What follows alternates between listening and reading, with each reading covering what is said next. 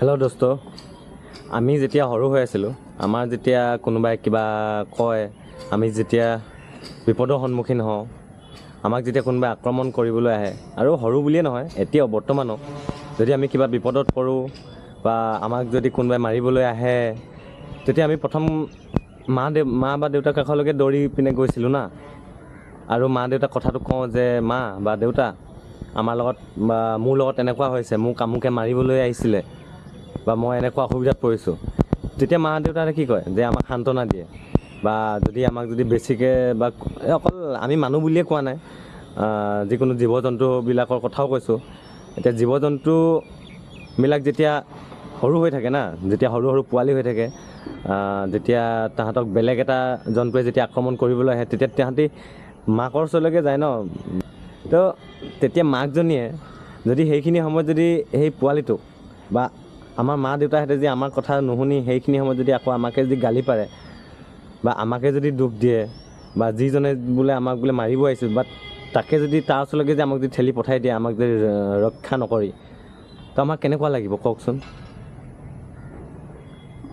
আমাৰ কোন আছে, আমি মানে কাক কেনেকৈ ক'ম বুলি ভাবিম আমি। আমাৰ দুখবিলাক মানে আমাক যোনে আক্ৰমণ কৰিবলৈ আহিছে, তো আমি যাৰ কাৰণে বিপদত পৰিছোঁ, তাৰ ওচৰলৈকে যে আমাৰ মা দেউতাহঁতে যে আমাক যে আকৌ ঠেলি পঠাই দিয়ে, আমাকে যদি দুখ দিয়ে, আৰু তাহাঁতক যদি ভাল বুলি কয় আকৌ আৰু মাৰ বুলি যদি কয়, তেনেহ'লে আমি কি কৰিম কওকচোন। আমি কাৰ ওপৰত আমি মানে ভৰসা কৰি আমি জীয়াই থাকিম কওক। মা দেউতাইতো আমাৰ সকলো ন।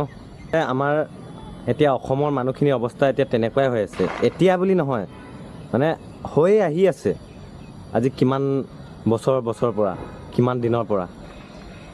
এই আমাৰো একেই অৱস্থা হৈছে। যাক আমি দেউতা বুলি ভাবোঁ, তেওঁৱে আমাক মানে এনেকুৱা কৰিছে মানে।